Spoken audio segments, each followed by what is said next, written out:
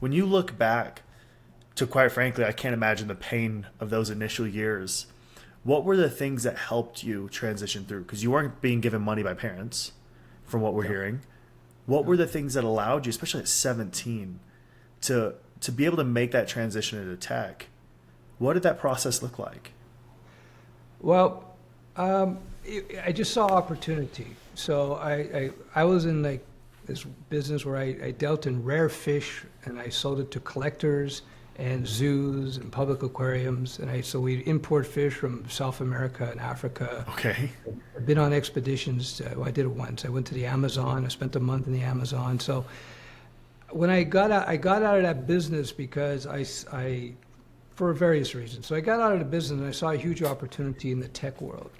Even though I was not inclined, my training, university, I was a psych major. So it's not exactly, I was terrible at math. Like I did grade 10 math twice and I failed twice. So I was not one of those nerdy math guys. And by the way, modern coding, most of it has nothing to do with math, by the way. That's good to know.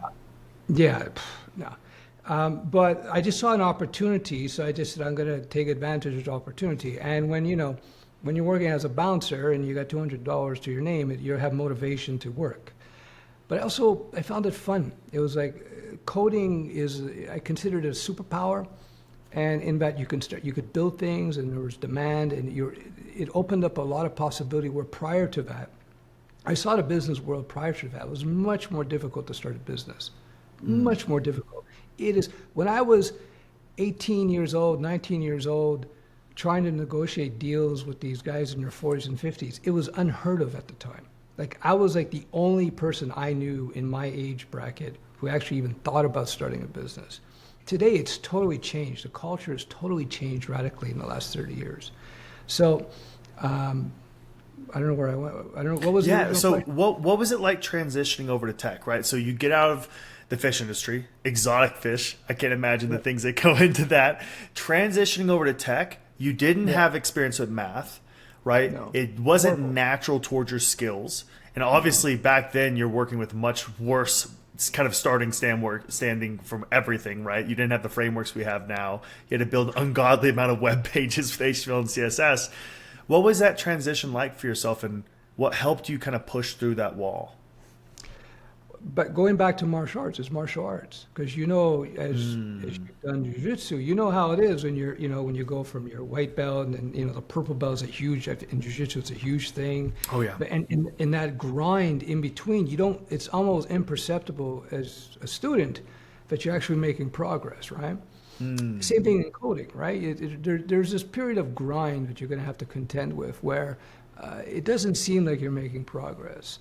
And again, where I learned from martial arts, what I tell people, I said, listen, you don't want to get caught into tutorial hell. You just got to get your basics, and then you have to take that leap of faith, and you got to jump in the ring and start actually trying to build things. So my background in martial arts, to answer your question, I understood the process, that process of grind, but you're not going to have clarity as you go, but you just got to keep persisting, keep moving towards your goal of being a developer or starting a business, whatever it happens to be. And again, I tell people, comprehension comes through application. The mistake I made early on when I was first trying to transition from, business owner to software developer was I was trying to understand the concepts. So I'd buy all these books and I'd read, and I became like a theoretical library. But when I actually sat down to write code, hello world alerts, JavaScript were very difficult for me.